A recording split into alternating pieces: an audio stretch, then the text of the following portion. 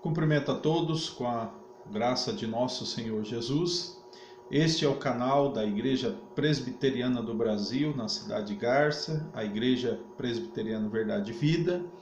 E nós estamos aqui para transmitir a palavra do Senhor e edificar a vida de outros pela pregação do Evangelho. Você é o nosso convidado e se quiser entrar em contato, nos deixe uma mensagem nos comentários. Eu quero com esse vídeo iniciar um projeto devocional que temos feito na nossa congregação, na nossa igreja, a exposição bíblica e apresentado aos irmãos o uso do Salmo 119 como um meio devocional. Então, o Salmo 119 é o maior salmo da Bíblia, o maior capítulo da Bíblia, e ele está recheado de apreciações a respeito da palavra de Deus e a forma com que o servo de Deus deve relacionar-se com Deus a partir da bendita revelação do Senhor. Então, a minha proposta a você, se você deseja ter uma comunhão mais plena com o Senhor, com base na palavra, que você possa acompanhar aqui nesse canal a exposição que vou trazer a respeito do Salmo 119. Não vou fazer introdução, não vou trabalhar os aspectos desse salmo nesse momento, mas à medida que formos trabalhando os versículos e colocando a exposição de cada um deles, iremos trazer aí algumas informações mais técnicas a respeito desse salmo. Talvez seja apenas necessário dizer que, além de ser o maior salmo, ou o maior capítulo da Bíblia, esse salmo está dividido em 22 parágrafos, formando o que é chamado de um acróstico do alfabeto hebraico. À medida que caminharmos aí, nós vamos apontando o que isso acabou significando na composição do salmo. Se você tem aí a sua Bíblia, você pode acompanhar hoje, que será a exposição e a meditação do primeiro versículo, São 176 versículos, então eu vou trazer aqui a introdução desse salmo, que seria aí, na verdade, o primeiro, o segundo e o terceiro versículo. Diz assim a palavra do Senhor: Bem-aventurados os irrepreensíveis no seu caminho, que andam na lei do Senhor. Bem-aventurados os que guardam as suas prescrições e o buscam de todo o coração. Não praticam iniquidade e andam nos seus caminhos. Bem, esses três versículos eles servem como uma introdução desse salmo. Tal como o salmo de número 1, ele serve como uma introdução de todo o livro de Salmo, nós podemos também considerar que esses três versículos eles compõem uma introdução, talvez tudo que vai orientar o autor desse salmo a partir de então. São os únicos versículos que ele fala com os leitores ou com os observadores humanos sobre Deus, porque a partir do versículo 4 ele começa a falar com Deus. Então nós podemos considerar do versículo 4 ao 176 que é uma oração. Ele passa a dizer a Deus as suas angústias, os seus desejos, a sua vontade de servir o Senhor, de conhecer o Senhor. Então isso vai acontecendo como que um diálogo, como que uma oração, e ele fala com Deus a partir do versículo 4, porém, nesses três versículos iniciais, ele fala com ou a respeito daqueles que vão fazer o que ele vai propor do versículo 4 em diante. Então observemos aí o primeiro versículo, que diz que há uma bem-aventurança, ou seja, há uma alegria na vida daqueles que são irrepreensíveis no seu caminho. Talvez isso possa soar muito difícil, já que todos nós erramos e falhamos, e aí a pergunta que não vai calar é: como é que nós vamos ser irrepreensíveis? No entanto, nós devemos lembrar que o salmista, ele quando diz sobre ser irrepreensível, ele mostra que a disposição do servo de Deus deve ser andar na lei do Senhor. Andar na lei é andar, como nós temos uma pronúncia comum, né? Andar na lei, estar de acordo com os princípios estabelecidos dentro das leis e das normas que regem a comunidade, um país ou uma cidade. Mas aqui ele fala da lei do Senhor. A expressão lei é um dos sinônimos da revelação, e a expressão ela aparece sempre no singular, aqui nesse salmo.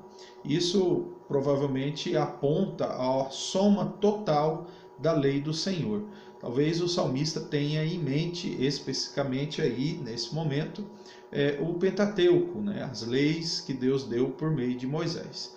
Como sabemos que a Bíblia é uma revelação de Deus que usou autores humanos, e os autores humanos podem até ter as suas limitações de experiência, o autor divino propõe aqui que a sua lei, e aí abrange toda a Escritura Sagrada, tanto aquilo que ainda se aplica na vida dos cristãos na Nova Aliança, como aquilo que se aplica na Nova Aliança, como leis que Cristo trouxe.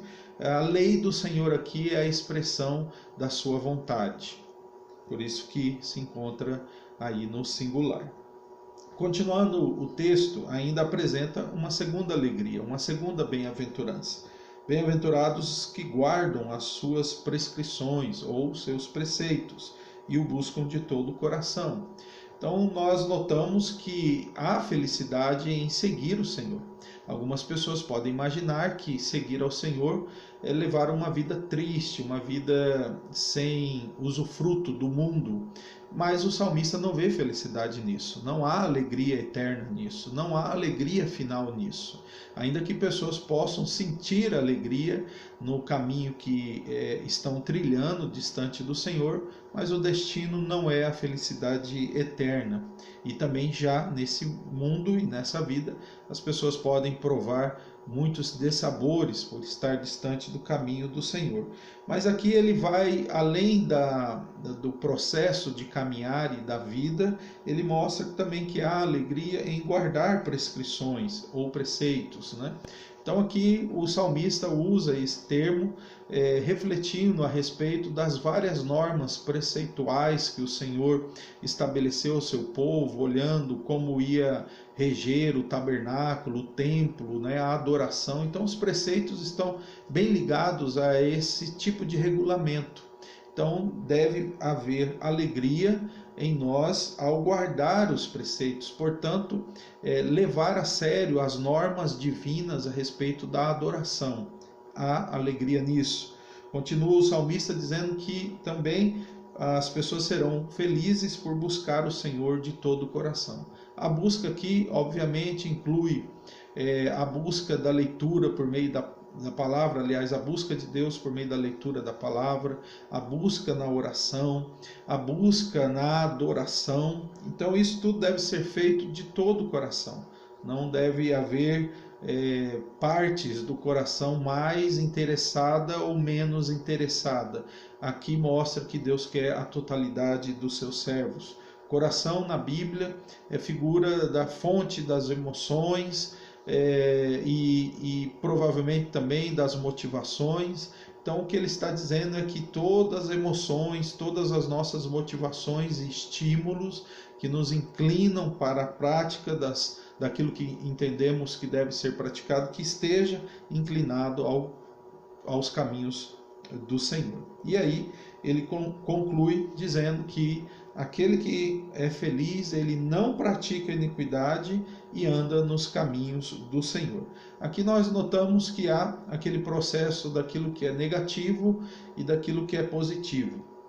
Ele não pratica a iniquidade, então, portanto, existe uma ação negativa, ele resiste à iniquidade. Iniquidade são os pecados praticados de forma mais dedicada, né? E o coração e a mente envolvido. A iniquidade é uma expressão que aponta pecados sérios e profundos. Então ele está mostrando que aquele que anda no caminho do Senhor não vai se envolver a ponto de praticar a iniquidade no mundo. E aí ele mostra que aqui deve ter aquilo que, como mencionei, um mandamento negativo. A pessoa ela não deve praticar a iniquidade, ela não deve praticar a maldade, ela não deve praticar a malícia. Mas a Escritura não só diz o que não fazer, a Escritura nos diz o que fazer. E o texto, ele, após afirmar não praticam a iniquidade, ele diz, mas andam nos seus caminhos. O caminhar diário, ele vai ser o substituto das práticas de iniquidade. Não adianta nós acharmos que vamos deixar de pecar e se nós não nos envolvermos de forma ativa e nos dedicarmos de maneira mais clara, mais consagrada aos caminhos do Senhor, nós não teremos força por muito tempo nessa jornada. Então, esses versículos eles servem como introdução e a minha sugestão a você é que você faça pelo menos uma vez no mês a leitura desse salmo. Se possível, você também uma vez por mês ore esse salmo e também nesse período que estaremos aí meditando aqui no canal da Igreja Presbiteriana do Brasil da cidade de Garça, quem sabe você possa também ter a experiência de copiar esse salmo.